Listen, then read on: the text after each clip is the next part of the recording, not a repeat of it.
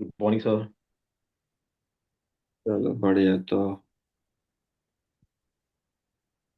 आप स्टार्ट कीजिए।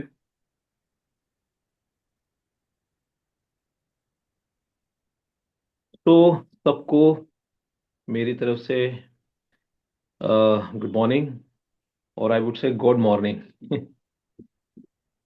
तो सर, आज का हमारा टॉपिक है, 2 दिन तक हमने क्या कहते हैं, हेल्थ वेल्थ और कल सेल्फ के ऊपर बात करी थी। और आज जैसे कि डिस्कशन हुआ है हमारा, ऑब्जेक्शन हैंडलिंग के ऊपर बात करनी है। ठीक है ना। और मैं ऐसा फील करता हूँ कि जब मुझसे कोई पूछता है कि सर मुझे ऑब्जेक्शन हैंडलिंग सिखा दीजिए या क्लोजिंग स्किल्स, तो मैं उस पर्सन को एक स्टेटमेंट डिलीवर करता हूँ जनरली। मैं कहता हूँ ऑब्जेक्शन हैंडलिंग से ज़्यादा जो इम्पोर्टेंट है वो है इमोशनल हैंडलिंग। क्योंकि अगर आप अपने इमोशंस को हैंडल नहीं कर सकते तो दुनिया में किसी भी ऑब्जेक्शन को हैंडल नहीं कर सकते, क्योंकि जीवन में ऑब्जेक्शन और रिजेक्शंस आपको सिर्फ आपका कैंगन का क्लाइंट नहीं देगा, आपको दुनिया भी देगी। और उस सिचुएशन में आप अपने इमोशंस को कैसे हैंडल करते हो, ये बहुत ही इंपॉर्टेंट फैक्टर है। राइट। क्योंकि ज्यादातर लोग के अंदर मैंने देखा है कि जब भी सिचुएशन उनके एक्सपेक्टेशंस के बिल्कुल अपोजिट आती है, तो रियली वो फ्रस्ट्रेशन की वजह बन जाते हैं, मतलब उन्हें फ्रस्ट्रेटेड हो जाते हैं। तो मैं बोलता हूँ अक्सर, भैया ज्यादातर लोग सर एक्सपेक्ट करते हैं पर एक्ट नहीं करते, इसीलिए एक्सेप्ट नहीं करते जो वो एक्सपेक्ट करते हैं। बट करना क्या चाहिए उन्हें? एक्ट। बिना एक्सपेक्ट, तभी वो करेंगे एक्सेप्ट जो नहीं किया होगा expect. Right. So most importantly, ज्यादातर लोगों के अंदर ये चीज मैंने देखी है। तो मैं आप सबको ये कहना चाहूंगा, जैसे ये समझ लीजिए कि अ, जैसे 5 विकार थे पहले: काम, क्रोध, मोह, लोभ, अहंकार। लेकिन अनफॉर्चुनेटली समझ लो या कुछ भी, इस कलयुग के अंदर एक छठा आ गया है। छठा। आप कहोगे छठा कौन सा आ गया है? काम, क्रोध, मोह, लोभ, अहंकार, ये 5 तो थे, एक और आ गया है, बड़ा भारी हो गया हिसाब किताब। वो छठा विकार बड़ा खतरनाक है और वो पांचों पे भारी पड़ रहा है। और उस छठे विकार का नाम है ईर्ष्या। ये इतना खतरनाक विकार है जो इंसान को दीमक की तरह खोखला कर रहा है सर। क्योंकि मैं बहुत गहराई से अपने अनुभव के आधार पर ये बता रहा हूं कि लोग, ज्यादातर लोग, ध्यान रखना, जब कोई व्यक्ति आपको ऐसा नजर आए जो आपसे गुण में अधिक है, जब कोई व्यक्ति आपको ऐसा नजर आए जो आपसे गुण में अधिक है, तो ज्यादातर लोग उससे ईर्ष्या कर बैठते हैं। उससे लेते कुछ नहीं है लेकिन उससे ईर्ष्या कर बैठते हैं, लेकिन इसका नुकसान उनके खुद के अंदर कितना होता है उसकी उन्हें कल्पना भी नहीं होती है। तो जब कभी कोई ऐसा व्यक्ति हो जो आपसे गुण में अधिक है, जिस पे कुदरत की कृपा हो रही है, ठीक है, वो नेम, फेम, शोहरत, दौलत, इज्जत आपसे कहीं गुना ज्यादा कमा रहा है, यानी उसके ऊपर गुण है, तभी इसका मतलब उस पे ईश्वर की ब्लेसिंग्स है। ठीक है ना। उससे ईर्ष्या मत करना, उस पे ईश्वर की ब्लेसिंग है। और अगर कभी ऐसा महसूस हो आप गुण में दूसरों से अधिक है, कोई व्यक्ति यहाँ है और आप गुण में यहाँ है, तो डियर उस वक्त अहंकार मत करना, क्योंकि उस वक्त आप पर ब्लेसिंग्स है। Right. This is very very important. Right. तो इसीलिए ये दोनों फैक्टर्स को बहुत ही गहराई से देखना। वरना मैंने देखे हैं सर, इंसान करना चाहता है राज, लेकिन छोटी छोटी सिचुएशन में हो जाता है नाराज। छोटी छोटी सिचुएशन में इंसान को पहाड़ जैसी बड़ी बड़ी समस्या नहीं गिराती, उसको तो छोटी छोटी सिचुएशन में, वो इतनी चितनी सिचुएशन में, जैसे इवेंट के अंदर अगर उसे कोई चीज बड़ी ऐसी कोई, चाहे कॉफी में भी कोई ऐसी खामी नजर आ जाए, उसमें भी नाराजगी हो जाता है और वो सबको एक्सप्लोर करने शुरू कर देता है। ठीक है ना। तो आपने देखा होगा जितने भी बड़े लोग हैं, अगर आप ऑब्जर्व करेंगे, दुनिया में राज करने वाले लोग ज्यादा है या नाराज होने वाले लोग ज्यादा है? आप ऑब्जर्व करो। राज करने वाले आपको बड़े चुट, मतलब मुट्ठी भर मिलेंगे, और नाराज होने वाली बहुत सारी दुनिया मिलेगी। तो आप यहां पर नेटवर्क मार्केटिंग के अंदर अगर रियली में चाहते हो राज करना, तो मेरे एक बात दोस्त याद रखना, आपने अपने इमोशंस पे काम करना जरूरी है, इमोशन को हैंडलिंग करना जरूरी है। क्योंकि मेरा मानना है, अगर लेकिन उन्होंने लोगों के दिलों पे राज करा है, लेकिन लोगों के दिलों पे राज करने से पहले उन्होंने नाराज नहीं हुए। तो जब भी आप नाराज होते हैं ना, तो आप खुद कहते हैं ना प्लस राज, यानी राज करने के लिए आपने ना कह दिए। राज करने से पहले आपने ना कह दिया। नाराज होते ही तो समझ जाना कि आपने कह दिया मैं राज नहीं करना चाहता। आपने खुद मैसेज दे दिया, किसको? यूनिवर्स को दे दिया। राइट। तो एक्चुअली सबसे पहली चीज इमोशन हैंडलिंग। इसीलिए एक बात ध्यान रखनी है, आपको इमोशनली मैच्योरिटी होना बहुत जरूरी है। ज्यादातर लोग के सामने इमोशनल मैच्योरिटी नहीं हो पाती। उनकी लाइफ में जैसे ही रिजेक्शन आते हैं, जैसे ही ऑब्जेक्शन आते हैं, वैसे ही रिजेक्शन आते ही ऑब्जेक्शन आते ही उनका काम हो जाता है। शुरुआत में बहुत बढ़िया तरीके से चीजों को लेके चलते हैं, प्रेजेंटेशन करते हैं, हर चीज करते हैं, लेकिन जैसे ही उन्हें रिजेक्शन या ऑब्जेक्शन को फेस करना होता है, उनके एनर्जी लेवल डाउन हो जाता है। आप सोच के देखिए, आप सफलता पाना चाहते हैं, लेकिन क्या आपने कभी ये सोचा है, सफलता भी आपको पाना चाहती है नहीं चाहती? आप किसी लड़की से बेहद प्यार करते हैं, उसका नाम है सफलता। क्या वाकई में वो भी आपसे आपको चाहती है? क्या हमारी आदतें ऐसी हैं जिसकी वजह से सफलता हमें वाकई में मिले? और एक बात ध्यान रखना, firstly a man forms an habit, then habit forms a man.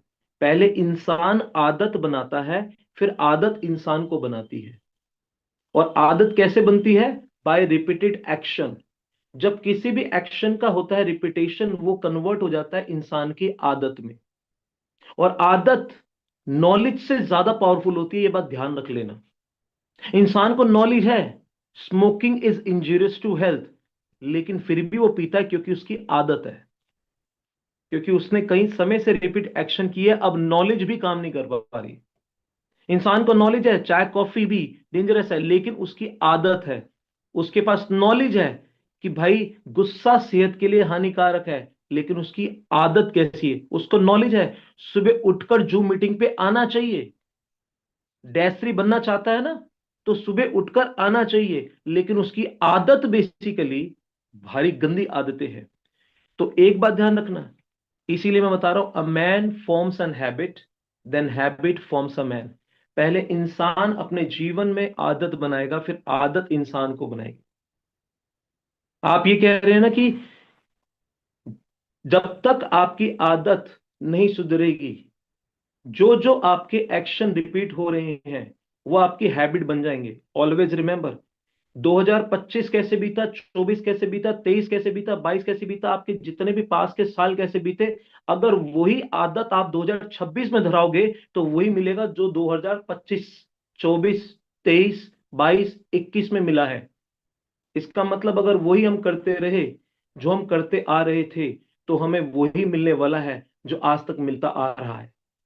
इस माइंड को ध्यान रख लेना, क्योंकि वही काम करके आप एक्स्ट्रा रिजल्ट प्रोड्यूस नहीं कर सकते। तो 2026 न्यू ईयर के अंदर एंटर कर चुके हैं, लेकिन न्यू आदत नहीं है, न्यू हैबिट नहीं है। तो जानते हैं क्या होगा? सिर्फ कैलेंडर की तारीखें बदलेंगी, आपका जीवन नहीं बदलेगा। Always remember. राइट। कुछ बातें हैं, लेकिन आपको क्या लगता है आदत बदलना बदलना आसान होता है? नहीं। मान लिया मुश्किल है, बहुत दर्द होगा, बहुत दर्द होगा। उसी तरीके का दर्द होगा कि जैसे जिम में जाते हैं इंसान, बॉडी को शेप देता है ना, तो आप देखेंगे कुछ व्यक्तियों के अंदर बॉडी को शेप देने के दौरान में बड़ा दर्द हो रहा होता है, बहुत पेन हो रहा होता है, बहुत पेन। तो कुछ लोग बेसिकली आउट हो जाते हैं, जबकि लिखा है नो पेन नो गेन, लेकिन फिर भी बाहर हो जाते हैं क्योंकि दर्द बहुत होता है। लेकिन उनमें से कुछ चुनिंदा लोग दर्द को भी और दर्द दे देते हैं। इसीलिए एक बात ध्यान रखना, जब कभी ऐसा दर्द महसूस हो तो मेरा मानना है कि दर्द को इतना दर्द दो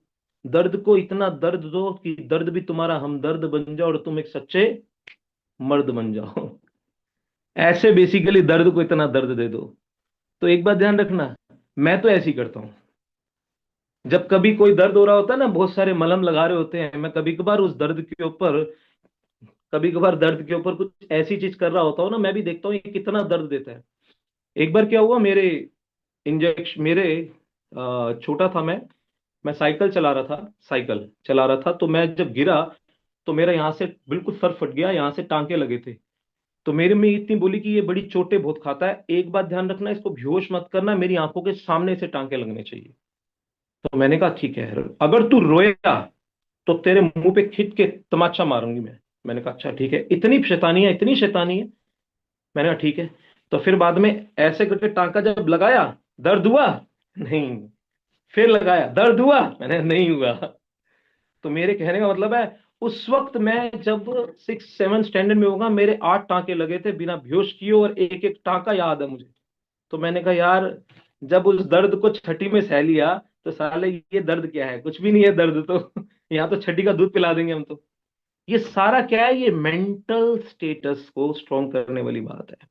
तो जब कभी दर्द, लेकिन एक बात ध्यान रखना, एक दर्द होता है तो एक दुख होता है।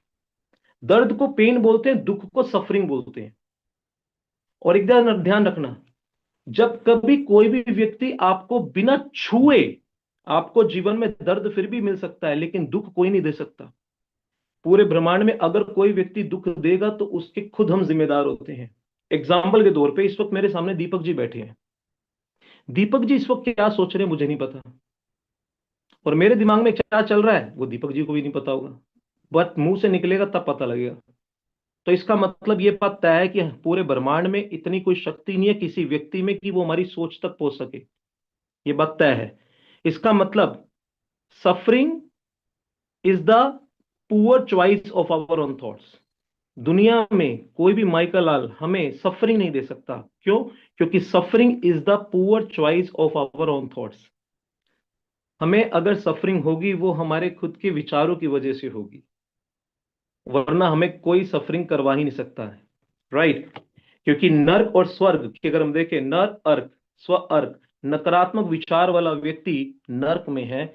जिस प्रकार एक पूरे पेड़ का एक फल का, एक वृक्ष के अंदर, एक पेड़ के फल के अंदर, एक बीज के अंदर उसका पूरा अर्क समाया होता है, उसी तरीके से न अर्क, जब कोई व्यक्ति नकारात्मक विचार वाला व्यक्ति होगा वो बेसिकली नर्क में ही जी रहा है। सकारात्मक विचार वाला व्यक्ति स्वर्ग में जी रहा है। मरने के बाद ना नर्क मिल रहा है ना स्वर्ग, वो व्यक्ति जीते जी नर्क में भी है और जीते जी स्वर्ग में भी है। Right? So this is very very very important.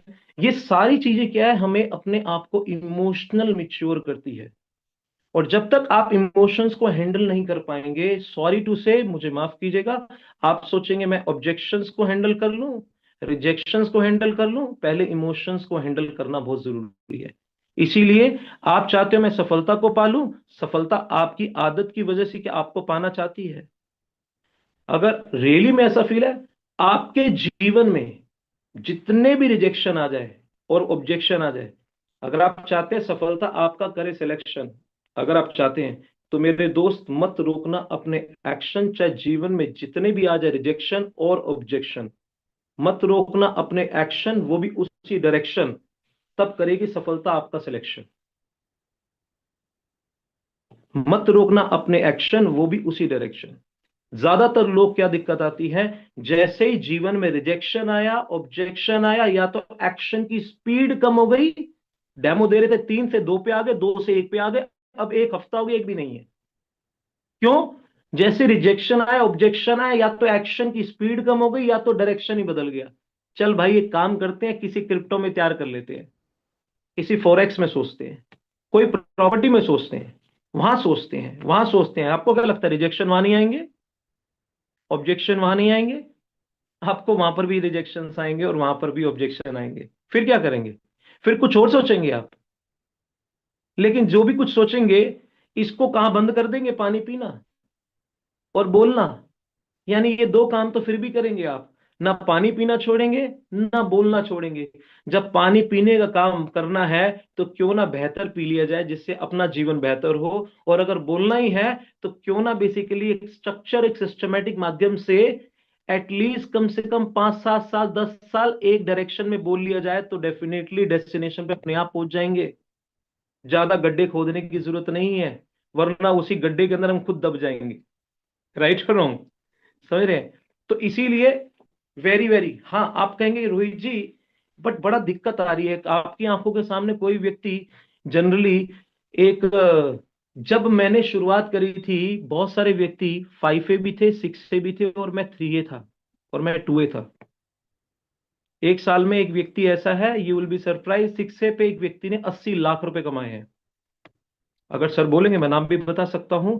80 lakh rupees मैं बेसिकली, और आज 6 ए भी बना, 6A2 भी बना, उसके बाद, और मैं बेसिकली कहीं स्टैंड ही नहीं कर रहा था। कहाँ मेरी 3, कहाँ वो, और आज मैं -2 हूँ बेसिकली। दुनिया की कौन सी कोने में चला गया पता ही नहीं है। क्यों?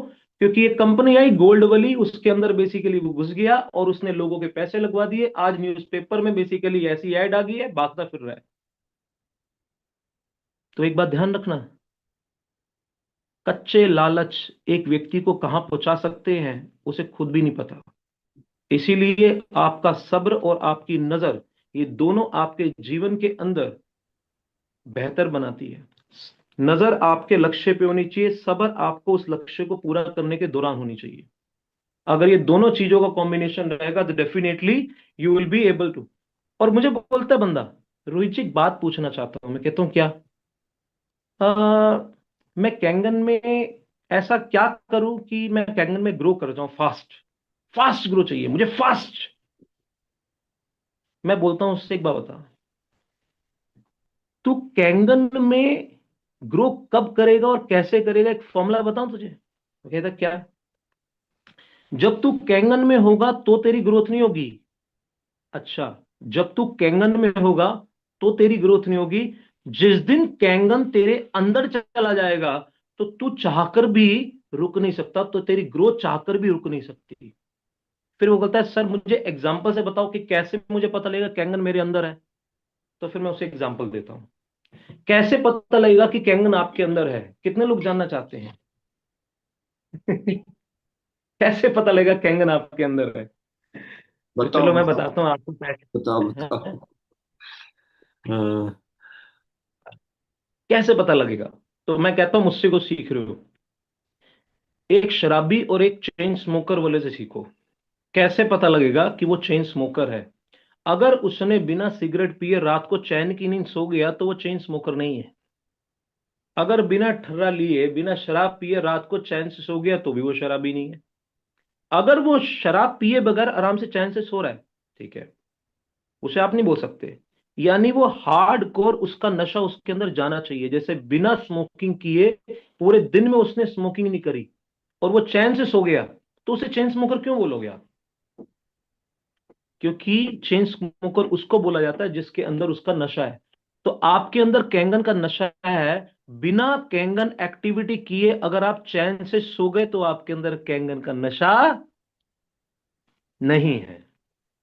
बिना कैंगन की कोई भी एक्टिविटी किए, बिना कैंगन का डेमोन्स्ट्रेशन दिए, प्रेजेंटेशन दिए, किसी टीम से मिले हुए, किसी को मोटिवेट किए, गोल पे बात करते हुए, अगर आप रात को चैन से सो गए तो समझ जाना कैंगन का नशा आपके अंदर अभी नहीं है। और जब तक कैंगन का नशा आपके अंदर नहीं है तो ध्यान रखना, बैंगन की तरह भरता बनाकर लोग खा लेंगे आपका। ठीक है ना? अब सवाल आता है कि सर हम चल तो रहे हैं लेकिन पहुंच नहीं पा रहे। तो मैं उसे एक बात बताता हूं। देख भाई, तू वैष्णवी गया कभी? कहता हाँ गया हूं मैं। वैष्णवी में एक व्यक्ति लेट के जाता है। कैसे जाता है? लेट के। ऐसे जाता है सर, ऐसे एक चौक लेता है, ऐसे निशान लगाता है, फिर उसके ऊपर जाता है, ऐसे चौक लेता है, निशान लगाता है। आपने शायद देखा हो किसी को। ठीक है ना? कुछ व्यक्ति चल कर जाते हैं, कुछ व्यक्ति पालकी में जाते हैं, कुछ पिट्ठू में जाते हैं, कुछ घोड़े पे जाते हैं, और तो कुछ हेलीकॉप्टर से जाते हैं। लेकिन सारे मिलते कहाँ हैं? भवन पे मिलते हैं, नहीं मिलते? मिलते हैं, नहीं मिलते? भवन पे मिलते हैं ना? तो सेम उसी तरीके से किसी की जर्नी इस तरीके की हो सकती है, लेट कर जाना, किसी की चल के जाना, किसी की घोड़े पे जाना, किसी की सीधा हेलीकॉप्टर से पहुंचना। क्योंकि हर व्यक्ति की अपनी परिस्थितियां हैं, हर व्यक्ति की अपनी काबिलियत है। हम एक व्यक्ति को देखते हैं, एक व्यक्ति 4 साल के अंदर कहां पहुंच गया, 2 साल के अंदर कहां पहुंच गया। अरे रोहित शर्मा कहाँ है? कहीं भी नहीं स्टैंड कर रहा। जिस व्यक्ति की एक सेल में, लोगों को यह पता ही नहीं है कि बेसिकली मैं कितनी वर्स्ट सिचुएशन से आया था, किस चैलेंजेस से आया था, मैं टिका कैसे था। ऐसे ही उस व्यक्ति को किसी से compete नहीं करना। उसको सिर्फ एक ही चीज से कंपीट करना है, अपने यस्टरडे को अपने आज से, अपने यस्टरडे को अपने टुडे से कंपीट करना है। क्योंकि अगर वो किसी और के थ्रू करने की कोशिश भी करेगा ना, तो सर एक बात ध्यान रखना, उसे सिवाय फ्रस्ट्रेशन के कुछ नहीं मिलेगा। सामने वाले से अगर आप कुछ ले सकते हो तो एक ही चीज ले सकते हो, वो है इंस्पिरेशन, कुछ लर्निंग। लेकिन आपको नहीं पता वो किस जर्नी से गुजरा है, वो किन हालातों से गुजरा है, उसके जीवन में कौन कौन सी ऐसी परिस्थितियां हैं जिस वक्त उसने घुटने नहीं टेके। लेकिन अभी आपने अपने उस प्रोसेस को फेस ही नहीं किया, उस स्ट्रगल को फेस नहीं किया। ठीक है ना? तो एक बात ध्यान रखना, वो अपनी बॉडी बनाकर शेप बनाकर जा चुका है, आप उस प्रोसेस में हो। तो आपको बेसिकली उस प्रोसेस से गुजरना पड़ेगा। जिसने बचपन में अपने आप को स्ट्रगल नहीं करा, पढ़ाई नहीं करी, तो जवानी में हार्डवर्क के लिए तैयार रहो। और जिसने जवानी में भी बेसिकली परिश्रम नहीं किया, तो बुढ़ापा आपका इंतजार कर रहा है। तभी तो बुढ़ापे में भी इंसान को बहुत मेहनत करनी पड़ती है, क्योंकि जवानी में भी उसने कुछ नहीं किया।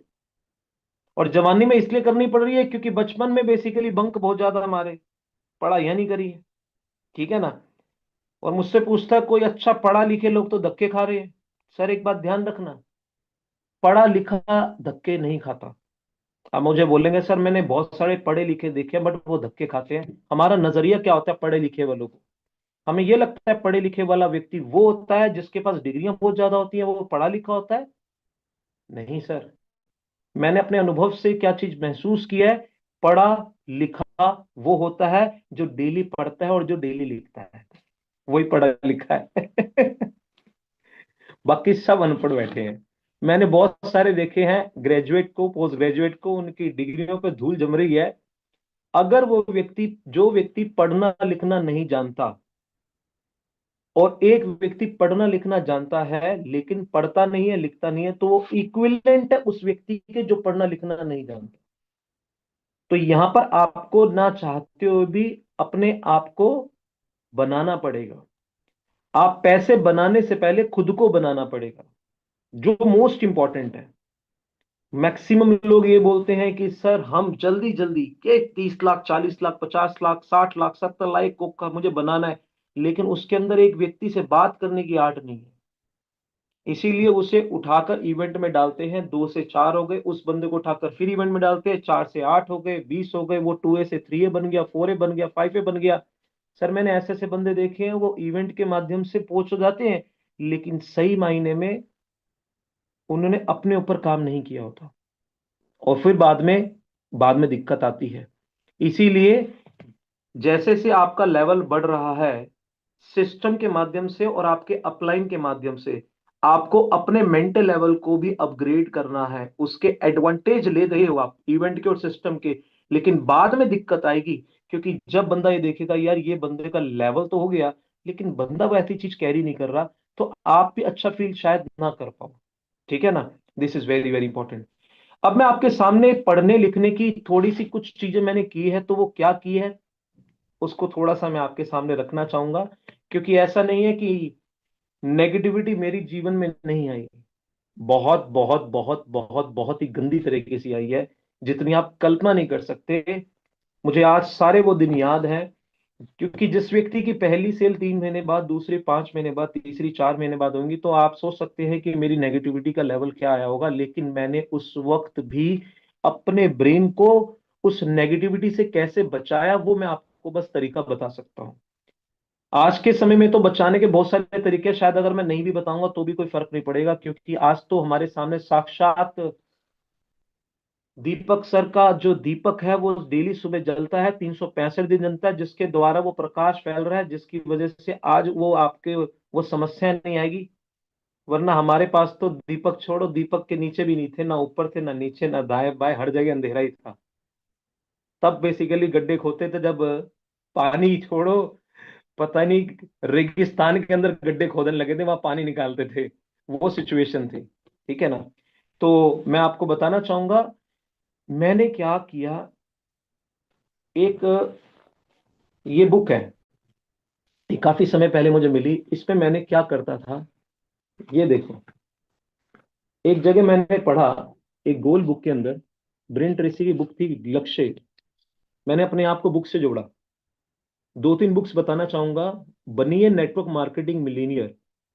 अगर आप नेटवर्क मार्केटिंग में मिलीनियर बनना चाहते हैं तो उसमें 16 गुण हैं नेटवर्कर के। Must must must must must must read it. और एक बात बताऊंगा, मैं रीड किस तरीके से करता था। मैं लाउड मैनर में रीड करके उस वॉइस को रिकॉर्ड करके फिर रात को अपनी वॉइस को सुनता था।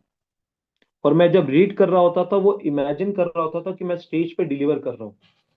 ठीक है ना। उस तरीके का बेसिकली अफर्मेशन होता था तो मैं लिखता तो था, लेकिन लाउड मैनर में वो अफर्मेशन को सुनता था और ये महसूस करता था कि बेसिकली वो चीजें घटित हो रही है।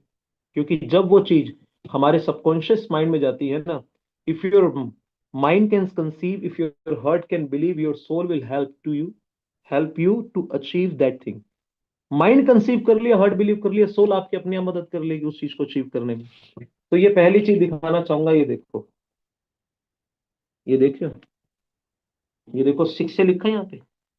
ये देखो,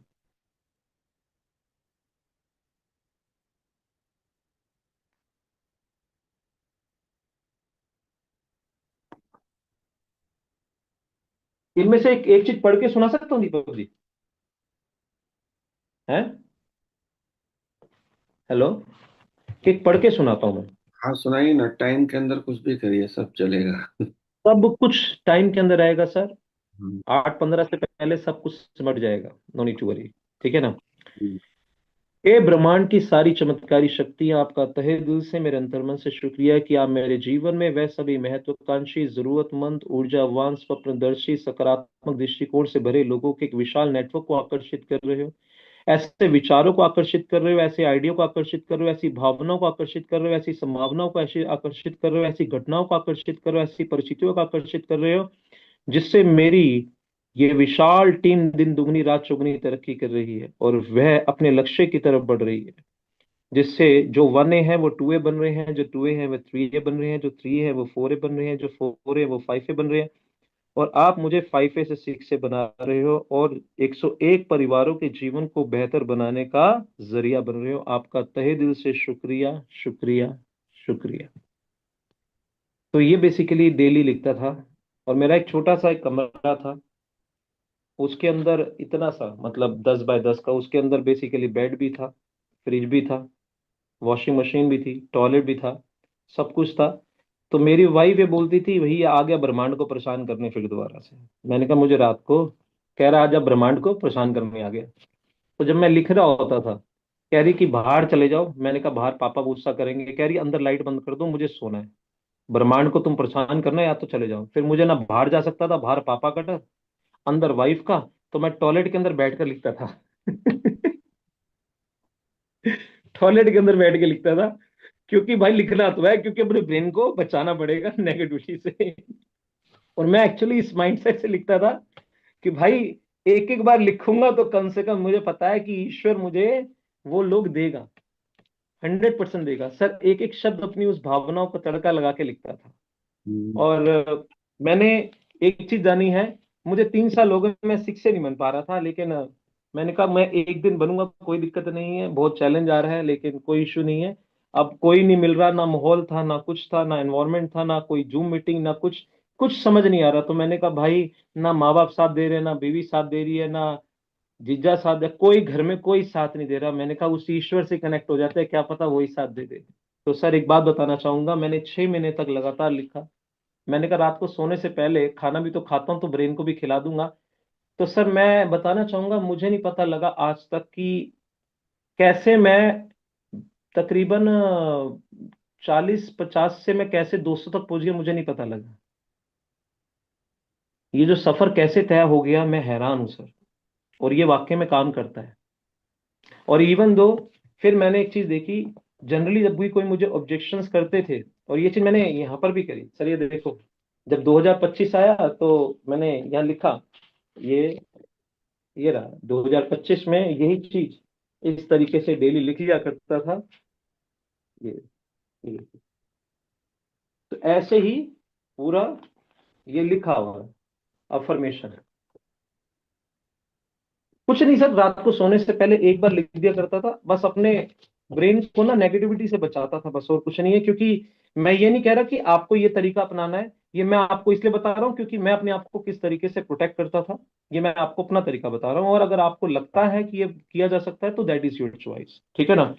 अब मैं आपके सामने ये बताना चाहूंगा कि ये कुछ चीजें हैं जो मैंने लिखी, क्योंकि मैं जनरली जब ये देखता था कि बहुत सारे ऑब्जेक्शन आते थे, तो मैं जनरली क्या होता था, ऑब्जेक्शन आते थे तो मैं जब किसी से बात करता था, सर इसका क्या कर सकते हैं, तो मुझे कहते थे अगर नो का मतलब नेक्स्ट अपॉर्चुनिटी, नो का मतलब नेक्स्ट अपॉर्चुनिटी। तो मैंने कहा जब मैं उसके पास जाऊंगा तो वो भी तो बोलेगा नो, तो फिर दोबारा नेक्स्ट अपॉर्चुनिटी। तो मैंने कहा कि कुछ ना कुछ करना पड़ेगा। तो सर मैंने एक बार बैठा और मैंने सोचा कि एक काम करते हैं, बहुत हो गया सर से पूछना, सतपाल सर, वो सर, वो सर। मैंने कहा अब इस सर के पास जाते हैं, इस सर के पास। अगर इस सर के पास नहीं जाते हैं, कहीं और जाते हैं, तो ये सर की भी डिसरिस्पेक्ट हो रही है। तो एक बार अपने साथ बैठ गया। तो मैंने सोचा कि अगर मेरे साथ में कोई ऑब्जेक्शन देता है तो उस वक्त मैं किस तरीके से रिस्पॉन्ड करूंगा। तो मैं एक नेगेटिव और एक पॉजिटिव रोहित शर्मा बन के एक रोल प्ले किया और मैंने लिखना शुरू किया, ठीक है ना। तो जो लिखना शुरू किया आज मैं आपके सामने शेयर कर रहा हूं, हो सकता है कि वो आपकी हेल्प करे। मैं ये नहीं कह रहा कि आपको इसको कॉपी करना है, मैं अपनी फीलिंग रख रहा हूं। आपको इसलिए कहना चाहता हूं कि आप अपने तरीके से खुद बैठकर भी उस चीज को लिख सकते हैं, क्योंकि आप अपने अंदर की जो क्रिएटिविटी है उसको बाहर निकालेंगे, फिर मजा बड़ा आएगा लेकिन गेम को खेलने में। हम्म। तो इसका टाइटल क्या है सर? जैसे जल बदलो जीवन बदलो, है ना। इसका है विचार बदलो तो जीवन बदलो, कुछ ऐसे सवालों के जवाब जो हमें मदद करेंगे लोगों को हमारे साथ जोड़ने में। जैसे पहला ऑब्जेक्शन सबसे बड़ा जो इंसान फेस करता है, प्राइस इज टू मच है। तो ये सारे के सारे ऑब्जेक्शन का अपने आप में एक मोइंग कॉमन ऑब्जेक्शन है, प्राइस इज टू हाई। उस सिचुएशन में मैंने बैठा और अपने आप से क्या लिखा, जब प्रोस्पेक्ट हमसे ये कहता है कि ये पानी की मशीन बहुत अच्छी है पर बहुत महंगी है, तो उस वक्त क्या कहना है।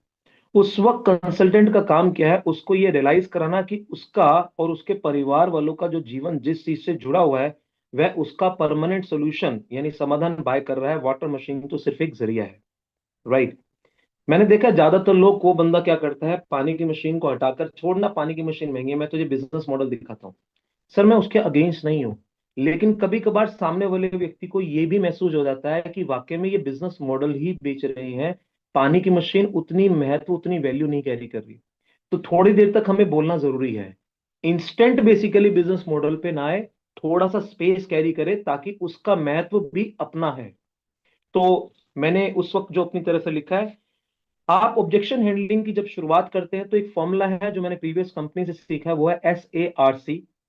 एस यानी स्माइल, ए यानी एग्री, आर यानी रिवैल्यू और सी यानी क्लोज। जब भी कोई आपको ऑब्जेक्ट करता है या रिजेक्ट करता है तो आपके ना फेस एक्सप्रेशन पे ना स्माइल नहीं जानी चाहिए, इस बात का ध्यान रखना है। क्योंकि मुझे एक मेरे सीनियर बोला करते थे कि Rohit, if you don't know how to smile don't open any business.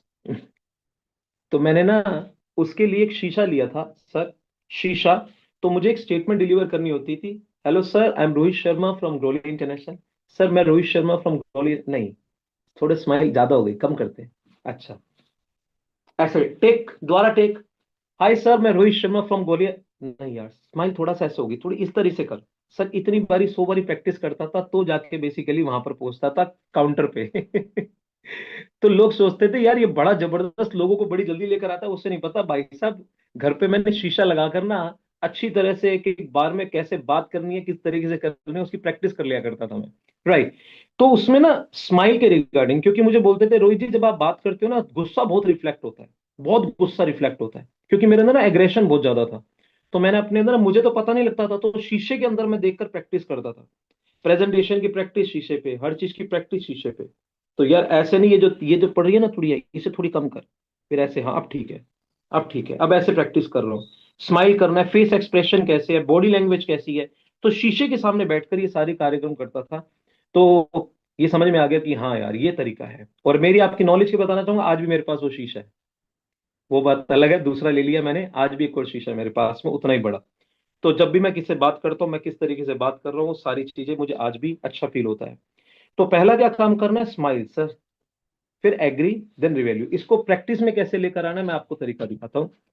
उसको आपने बोला है, मैं आपकी बात से सहमत हूं, अगर आप एक पानी की मशीन बाय कर रहे हैं तो ये वाकई में बेहद महंगी है। लेकिन अगर आप एक समाधान खरीद रहे हैं 279 में जीवन भर का, जो आपके पूरे परिवार के ऑर्गन की लाइफ को इम्प्रूव और इंक्रीज करने में आपकी मदद कर रहा है, तो ये समाधान 279 में कितना सस्ता है ये हमें सोचना चाहिए। क्योंकि पानी ही एक ऐसा एफर्टलेस तरीका है जिससे इंसान अपने खुद के ऑर्गन की लाइफ को इंप्रूव करके अपनी खुद की लाइफ को इंक्रीज कर सकता है।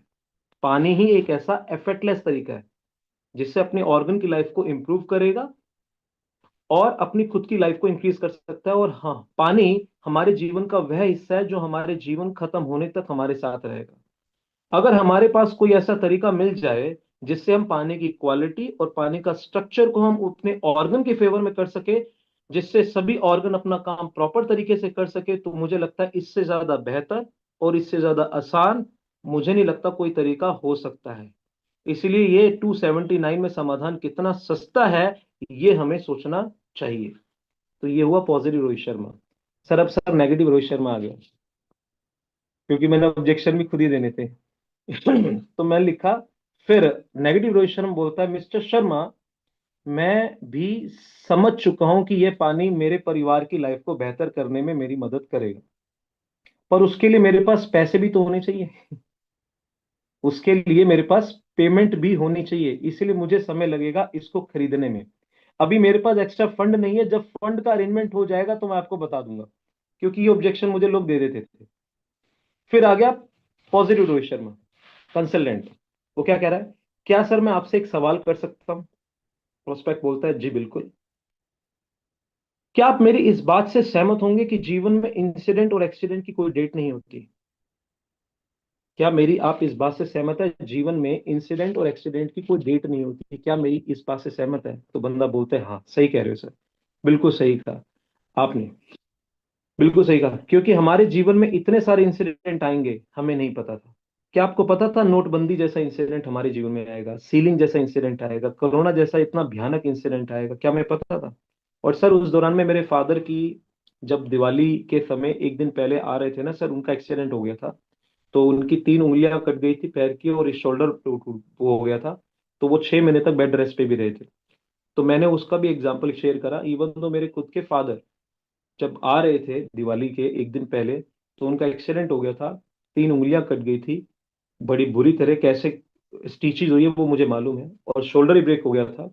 तो मैंने ये भी बताया। अब मैं ये सोच रहा हूँ कि अगर जीवन में इंसिडेंट और एक्सीडेंट की कोई डेट नहीं होती, और भगवान ना करे ऐसा हो, अगर आपके घर में वह डेट आज होती, और अचानक डॉक्टर ये कहते हैं कि आपको 3 लाख रुपए आज अभी इसी वक्त सबमिट कराने हैं, वरना आपके इस परिवार के सदस्य कुछ भी हो सकता है, तो उस सिचुएशन में आप 3 लाख रुपए कैसे अरेंजमेंट करते?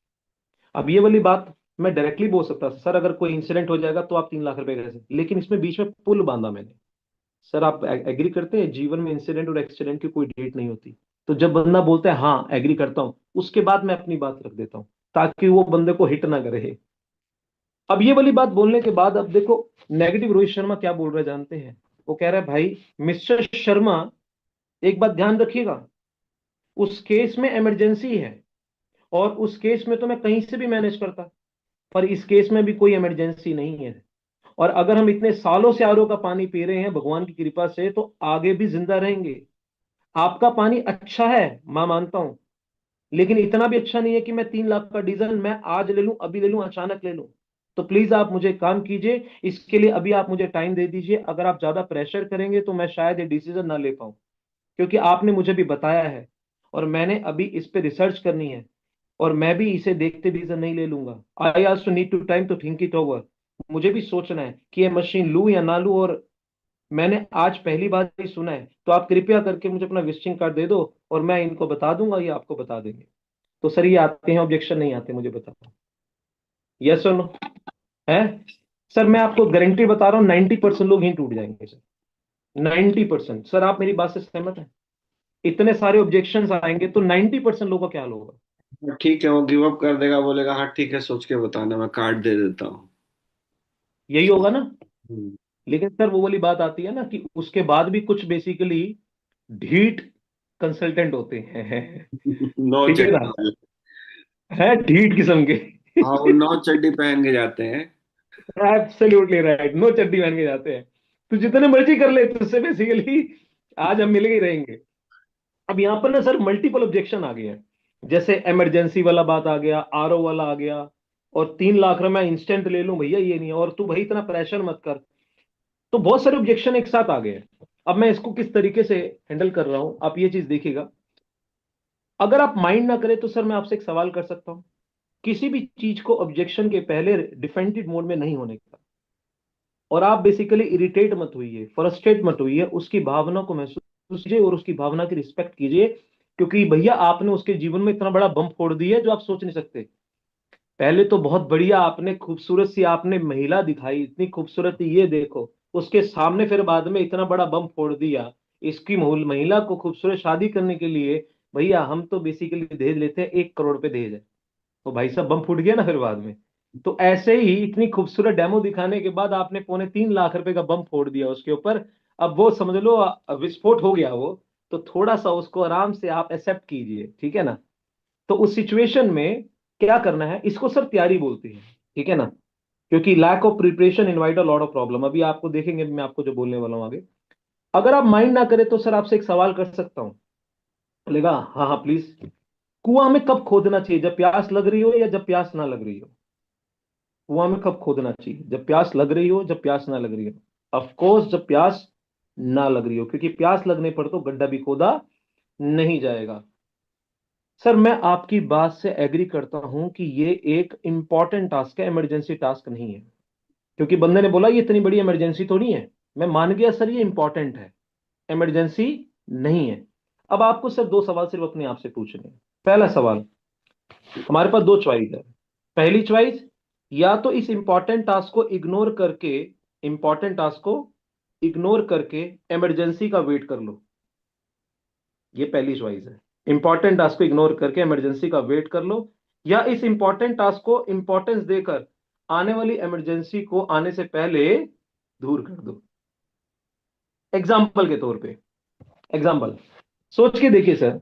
अगर आपकी ब्रांड न्यू कार के अंदर मैं 99% पेट्रोल डालूं और 1% कैरोसिन ऑयल डालूं तो क्या होगा? 99% पेट्रोल है और 1% कैरोसिन ऑयल है, क्या होगा सर? एक दिन कार का इंजन सीज हो जाएगा। डू यू एग्री और नॉट? हाँ। उसी प्रकार सर आपके परिवार में, आपके शरीर में रोज हवा के साथ पोल्यूशन कॉम्प्लीमेंट्री, फूड के साथ पेस्टिसाइड्स कॉम्प्लीमेंट्री, वाटर के साथ क्लोरीन कॉम्प्लीमेंट्री, डेली आपकी बॉडी के एक एक सेल के अंदर एक्यूमुलेट हो रहे हैं। Do you agree?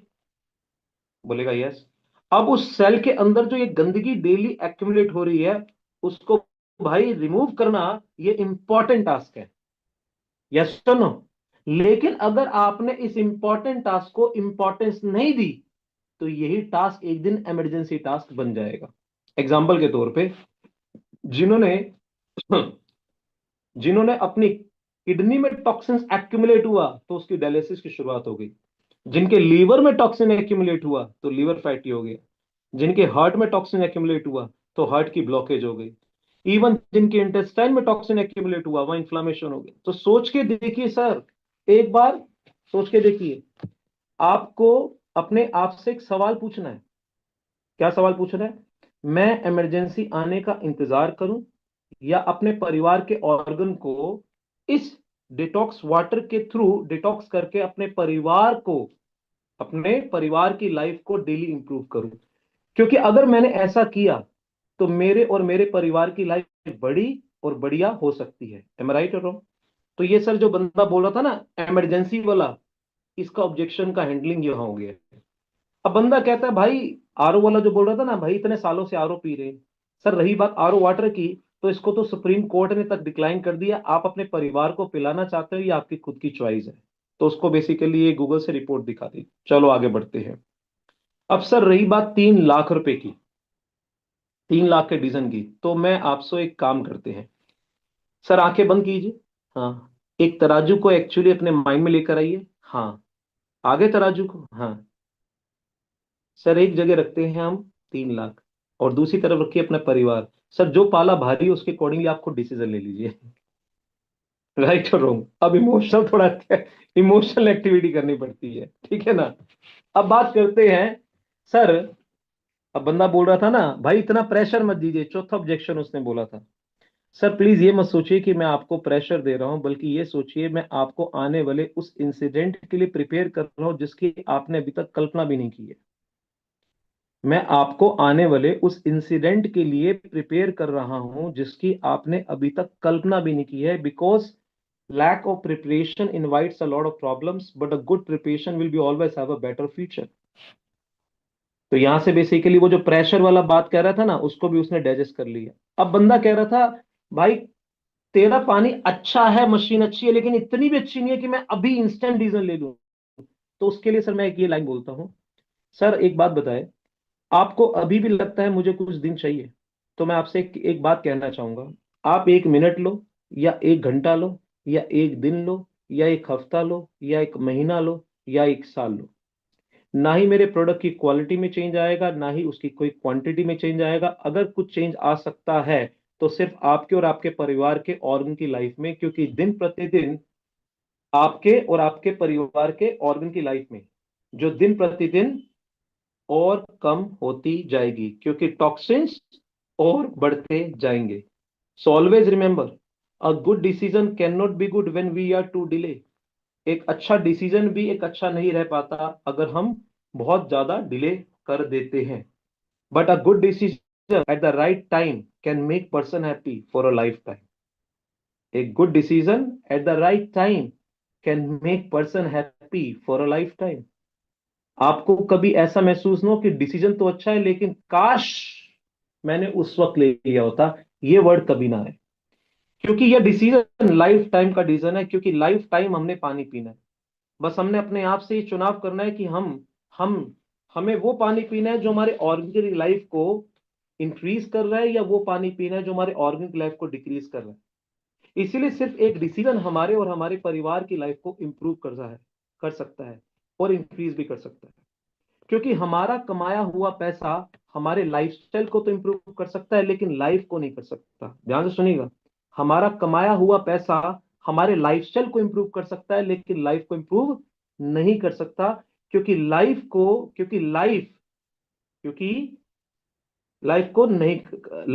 नहीं कर सकता, क्योंकि लाइफ को इंप्रूव करने के लिए हमें उस चीज को इंप्रूव करना होगा जिससे हमारी लाइफ जुड़ी हुई है। और जैसा कि हम जानते हैं हमारी लाइफ मोर देन 70% किससे जुड़ी हुई है? पानी से। इसीलिए मैं अक्सर बोलता हूँ सर एक बात बताइए, आप पूरे अपने घर को छोड़ के इतनी जगह ट्रैवल करते हैं, इतनी मेहनत करते हैं पैसा कमाने के लिए, उसकी वजह क्या है? अपने परिवार को एक बेटर लाइफ देना। लेकिन अगर उनकी लाइफ मोर देन 70% जिस चीज से जुड़ी है, क्या वाकई में वो बेटर है? क्या इस पे कभी आपने आत्ममंथन किया है? अगर नहीं है बेहतर, तो ये बात ध्यान रखना, अगर 70% जीवन जिस चीज से जुड़ा है, अगर हमने उसको बेहतर कर लिया तो जीवन बेहतर, अगर वो बदतर है तो जीवन बदतर। Always remember. अब बंदे को सर मैं लास्ट में ना कुछ हिंट्स देता हूं कि किस तरीके से वो पैसे को अरेंजमेंट कर सकता है। जैसे आपकी नॉलेज के लिए मैं बता देता हूं, ऐसा नहीं है कि इसको खरीदने वाले बहुत ज्यादा पैसे वाले लोग होंगे, ऐसा नहीं है। ऐसे कई लोग हैं जिन्होंने अपने ट्रैक्टर तक को गिरवी रखा है, लेडीज ने अपने गोल्ड तक को गिरवी रखा है सर। कुछ तो ऐसी लेडीज जिन्होंने अपने मंगलसूत्र तक गिरवी रखे हैं। किसी ने तो इंटरेस्ट पे ले लिया, तो किसी ने अपने फ्रेंड्स के क्रेडिट कार्ड स्वैप करके ले लिया, किसी ने पर्सनल लोन ले लिया, तो किसी ने कार पे टॉप अप लोन लेके ले लिया। किसी को कुछ नहीं मिला तो सर 10 से 15 लोगों को 10 से 20 हजार रुपए किसी से उधार लेकर ले लिया कि इमरजेंसी है। क्योंकि जब इंसान को सर रियलाइज हो जाता है ना सर कि मैं जो पानी अपने परिवार को पिला रहा हूँ वह जिंदा नहीं मरा हुआ पानी है, तो उसके बाद वो सर एनालाइज नहीं करता सर। उसके बाद तो सिर्फ उस प्रोडक्ट को यूटिलाइज करने के बारे में विचार करता है। और जब इंसान बड़ी शिद्दत से सर किसी चीज को पाने की चाह कर लेना, तो सर फिर तो पूरी कायनात उसकी मदद करती है उस चीज को दिलवाने में। राइट। तो सर आप मुझे एक बात बताएंगे अब, ओकेगा, हाँ, अगर आप डिसीजन लेते हैं तो आप अमाउंट देने के लिए किस तरीके को अपनाएंगे? अब सर क्लोजिंग पे आ गए। अब आप मुझे बताइए, अगर आप डिसीजन लेते हैं तो आप अपने किस तरीके को अपनाएंगे? रोहित भाई, हाँ जी। एक ऑब्जेक्शन मैं घुसाना चाहता हूँ यहाँ पे। जब आप हाँ जी। अभी लेने के मूड में नहीं था वो, आपको टाल रहा था, लेकिन आप उसको पूरा, उसका कार्यक्रम ऑपरेशन सब कर दिया आपने। अब लास्ट में ऐसे कस्टमर ना कई बार पूछते हैं, बोलते हैं कि क्या ये गारंटी है कि इतनी बातें आप कर रहे हो कि मैं अगर ये मशीन ले लूं तो कोई बीमारी नहीं आएगा मेरे घर में, या सब बीमारियां ठीक हो जाएंगी, गारंटी लेते हो? इसको भी कुछ वेरी गुड। आंसर कीजिए। वेरी सर, आप जितने मर्जी ऑब्जेक्शन है दे दीजिए, जो मैं बोलता हूँ बस मैं वो बता सकता हूँ सर आपको। हाँ। ठीक है ना? हम्म। आप 100 ऑब्जेक्शन ही बोलेंगे तो जो मैं अपना अनुभव होगा वो मैं बोला होगा वो बता दूंगा आपको बस में। हम्म। सर मैं उससे फिर ये बोलूंगा कि सर एक बात पूछना चाहूंगा। जब कभी कोई डॉक्टर ऑपरेट करता है, ऑपरेशन से पहले आपको एक पेपर देता है उस पे सिग्नेचर करने के लिए, क्यों देता है? तो क्या फिर वो क्या बोलता है? मैंने जवाब नहीं दिया, मैंने सवाल किया। क्यों देता है? वो पता है क्या बोलता है? सर वो इसलिए देता है कि हम अपनी तरफ से पूरी कोशिश करेंगे, लेकिन अगर कुछ भी हुआ तो हम उसके लिए खुद रिस्पॉन्सिबल नहीं है, लेकिन हम अपनी तरफ से बेस्ट करेंगे। मैंने कहा सर वो 5 10 15 20 25 50 लाख रुपए लेकर भी ये करवा रहा है, इतना बड़ा हॉस्पिटल, और आप मुझे, मैं आपको एक पानी, एक आपकी बॉडी के अंदर एक माहौल को बदलने के लिए ये चीज कह रहा हूं, इसके लिए आप मुझसे गारंटी मांगेंगे?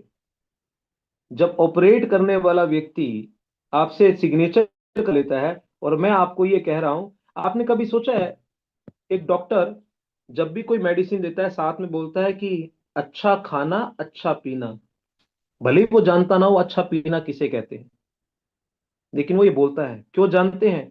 क्योंकि हमारी बॉडी खुद अपने आप को हील करती है, बशर्ते उसको हील करने लायक एनवायरनमेंट देने की जरूरत है। एक एक्वेरियम के अंदर एक फिश स्विमिंग कर रही है, उस फिश की जो लाइफ की क्वालिटी किस चीज पे डिपेंड करती है? जिस पानी में वो स्विमिंग कर रही है।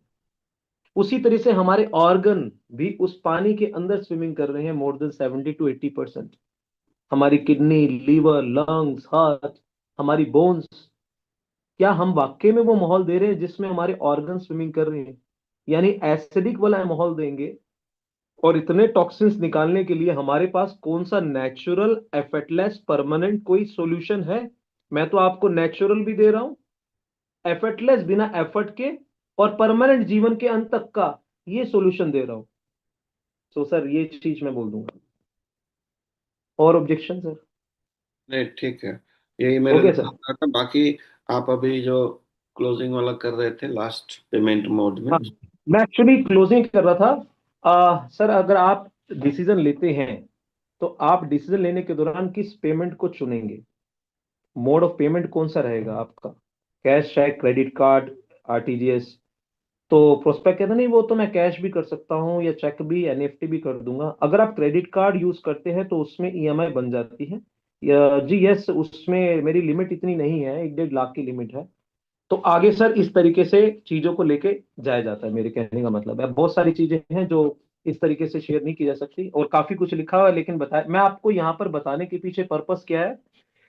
यहाँ पर बताने के पीछे पर्पस यह है कि जब कोई आपको ऑब्जेक्ट करता है तो बैठिए अपने साथ और सोचिए कि मैं क्या बोलता हूँ, और एक बार अगर आप लिख लेंगे तो आपको ये पता लग जाएगा कि क्या मुझे अगर कोई ये बातें बोले तो मैं खुद कन्विंस हो जाऊंगा। इंसान अपने आप से पूछे कि अगर कोई मुझे बातें बोले तो मैं खुद कन्विंस हो जाऊंगा, क्या ये बातें इतनी सफिशिएंट हैं? क्या आपके पास कौन सी थर्ड पार्टी अप्रोच की बुक्स के रिगार्डिंग आप चीजें दिखा सकते हैं? क्या है आपके पास ऐसी चीज? बहुत सारे पर्सन, अब सर पता है क्या होता है, यहां पर ना सर जिम्मेवारी वाली बात आती है, रिस्पॉन्सिबिलिटी वाली बात आती है। Maximum people they don't take the responsibility. पहले आप रिस्पॉन्सिबिलिटी लेते हैं, फिर बाद में आपके अंदर एबिलिटी डेवलप्ड होती है। जब आपके अंदर एबिलिटी डेवलप्ड होगी तब आप फर्दर रिस्पॉन्सिबिलिटी ले पाओगे। इसको मैं एक छोटे से एक एग्जांपल से क्लियर करना चाहूंगा, और इसके बाद ये वाइंड अप हो जाएगा सेशन सर। ठीक है ना? 8 बजे हैं, ठीक है ना? Then it will be wind up, 15 minute पहले ही कर दूंगा मैं, ठीक है? एक बार क्या होता है, एक श्याम, एक राम और एक घनश्याम, 3 व्यक्ति हैं, एक कंपनी में जॉब करते हैं। तीनों को एक काम दिया जाता है, आपने मुंबई जाना है, शार्प ये ट्रेन है, साइन दिया जाता है, आपने पहुंचना है, क्योंकि वहां पर आपके लिए बहुत इंपॉर्टेंट टास्क है, वो आपने असाइनमेंट है लेकर आने हैं, कोई टास्क दिया जाता है। होता क्या, 8 बजे की ट्रेन, वो बंदे पहुंचते हैं 8 बज के 5 मिनट पे, ठीक है ना? और ट्रेन निकल जाती है। ट्रेन निकल जाती है। सबसे पहले घनश्याम क्या करता है, घनश्याम अपने घर में कॉल लगाता है अपने परिवार को, जहां उसकी मदर है, वाइफ है। बोलते रह गए, बस कर लो, बोलते रह गए ये काम कर लो, तुम्हारे चक्कर में ना, तुम्हारे कपड़े, तुम्हारे इन चक्करों में मेरी बेसिकली ट्रेन निकल गई। इस विचार को बोलते हैं ब्लेम करने वाला विचार। ठीक है ना।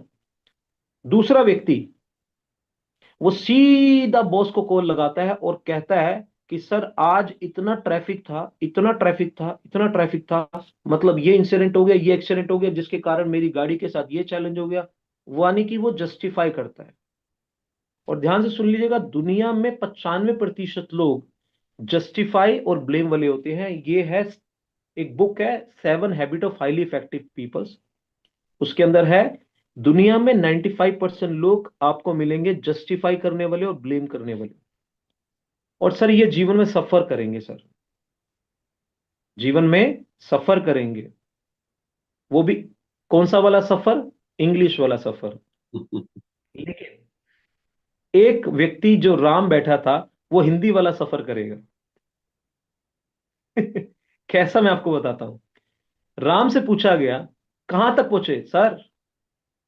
आई एम एक्सट्रीमली सॉरी, मैं जब यहां पहुंचा तो ट्रेन जा चुकी थी, 5 मिनट लेट था, but I am 100% responsible for this. और आप इसके लिए जो मुझे पनिश करेंगे मैं रेडी हूं। लेकिन उसके बाद मैं आपसे ये भी कमिट करता हूं कि ये मुझे, आपको ये मिस्टेक दोबारा नहीं मिलेगी। अब जब कभी एक व्यक्ति 100% रिस्पॉन्सिबिलिटी ले लेता है ना, तो सामने वाले पावरलेस हो जाता है और ये पावरफुल हो जाता है। अब उस सिचुएशन में जब बंदे ने ये बात बोली, तो बंदे ने बोला, बॉस ने, मैं आपको फ्लाइट की टिकट भिजवा रहा हूं, जल्दी से उसमें सफर करके आ जाओ। तो यहां पर मैं आपको बताना चाहूंगा, इस बंदे ने क्या कहा, मिस्टेक के अंदर दो शब्द छुपा है, मिस प्लस टेक। मिस यानी छूटना, टेक यानी लेना। छूट गई ट्रेन, लेकिन ले लिया उसने क्या? Importance of time, of 5 minutes. इसीलिए जब कभी आपको रियल मायने में अपने समय की इंपॉर्टेंस समझ नहीं आए, 1 साल की इंपॉर्टेंस समझनी है, तो उस व्यक्ति समझो जिसने 1 साल फेल हो गया, उसको दोबारा से बेसिकली पढ़ना पड़ रहा है। 1 महीने की इंपॉर्टेंस समझनी है, तो उस माँ से पूछना जिसके बच्चा प्री मेच्योर बोर्न हुआ है। पूछ लेना एक बारी, आना घर पे, पता लगेगा 1 महीने की इंपॉर्टेंस क्या होती है। और 1 मिनट की इंपॉर्टेंस पूछनी है, तो उस व्यक्ति से पूछो जो 1 मिनट पहले अपनी ट्रेन को मिस की है, जिसने, या फ्लाइट को मिस की।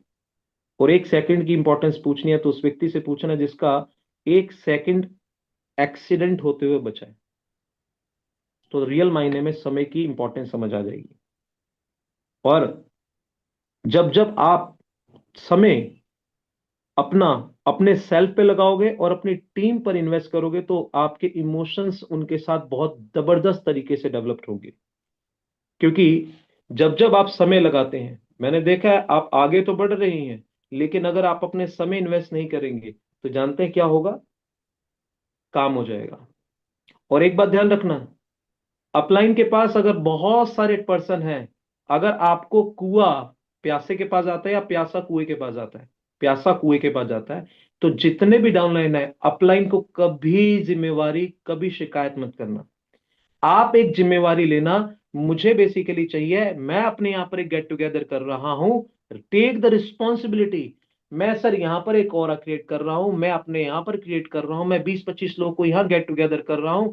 Take the responsibility. क्योंकि रिस्पॉन्सिबिलिटी लेते ही आपके अंदर वो एबिलिटी डेवलप होगी जो आप कल्पना भी नहीं कर सकते। और आप ट्रूली बताऊं, ऐसे बन जाओगे, लोगों के दिल के अंदर एक जगह कैरी कर लोगे, अपने लीडर में भी, अपनी टीम में भी। क्योंकि आपको एक गुड लीडर बनने के लिए आपको एक गुड फॉलोअर बनना जरूरी है। तो लास्ट में एक शेर के साथ एक अदा करते हैं आप सबके लिए, मैं चाहता हूं आप एक सक्सेसफुल नेटवर्कर बने। तो एक शेर से इसको खत्म करते हैं।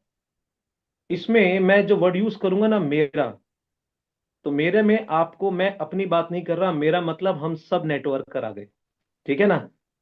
और तेरा में एक नेटवर्कर के थ्रू करोड़पति बनने वाला, और तेरा मतलब जो बाहर की दुनिया में करोड़पति बन रहा है।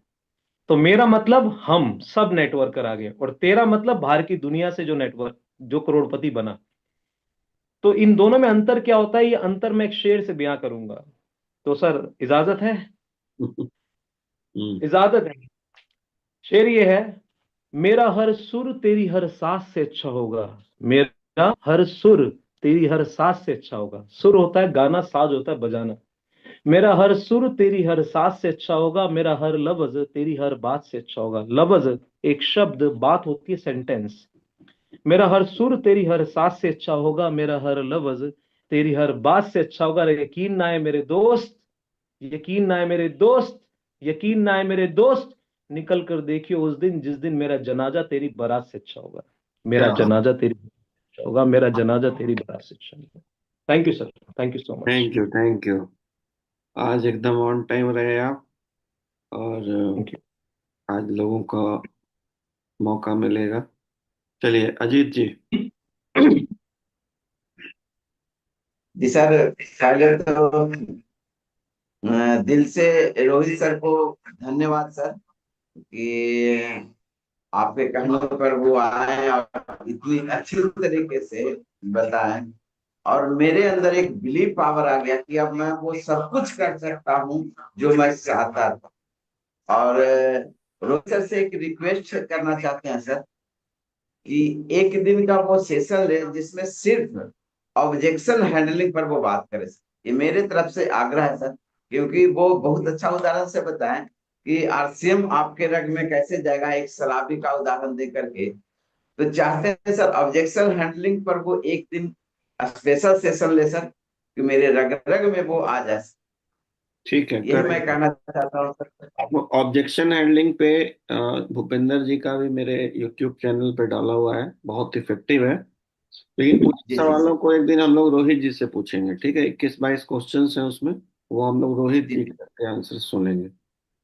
ये बहुत बहुत ही अच्छा रहेगा सर। और मेरा मेरे तरफ से एकदम रिक्वेस्ट है सर कि अब उड़ान की ओर बढ़ रहे हैं सर। देखिए, आपके अभी आपको 3-4 साल, 3 साल हो गया इमेजिक करते हुए। अभी भी जी सर। आपने बात बात में ये कहा कि मेरे खून में कैसे आरसीएम चला जाएगा।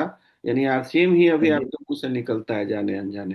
आरसीएम नहीं सर, कहाँ आरसीएम बोल दिए हाँ, सर। तो इसलिए मैं कह रहा हूँ कि मतलब वो सही में खून में सत्रह चला। 17 साल देने के बाद क्यों नहीं निकल पाया सर? सॉरी कंगन सर। स्टेजों पर से मत बोल दीजिएगा। ऐसा नहीं होगा सर।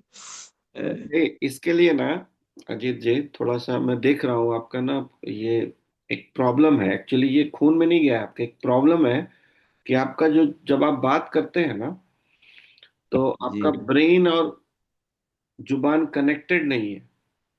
जुबान अपना काम कर रहा है, ब्रेन अपना काम कर रहा है, तो आपको तो लग रहा है आप कंगन बोले और निकल गया आरसीएम। काम कीजिए, ठीक है? कॉन्सस, हम्म, कॉन्सस होके बातचीत करना बहुत जरूरी है, सीखना है। अपनी जी सर। कॉन्ससनेस को बढ़ाना है हम लोगों को, ठीक है। अवेयरनेस को बढ़ाना है। हम अवेयर ही नहीं है कि क्या बोल रहे हैं, कैसे क्या कर रहे हैं। ठीक है। चलिए आगे बढ़ते हैं। राजकुमार स्वामी जी।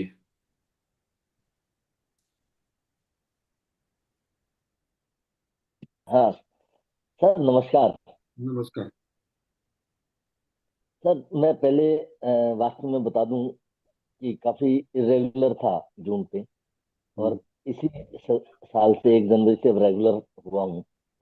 और हम्म, वास्तव में ऐसा लग रहा है कि अब तक जो बिलीव था, जो सोच थी, वो बदलती जा रही है। अब देखिए आप, ये रोहित जी, आप और रणधीर जी और नित्यानंद जी, उन्होंने जो कुछ भी बताया, वास्तव में इतना आनंद भी आ रहा है और सीख भी रहे हैं, सुधार भी कर रहे हैं अपने आप में। धीरे धीरे सुधार होता जाएगा और हम भी अ, देश से तक और उससे आगे तक जाने के सोचने लगे हैं अब। इतना फायदा मिल रहा है। और रोहित जी ने तो वास्तव में कमाल ही कर दिया। मजा आ गया। और आशा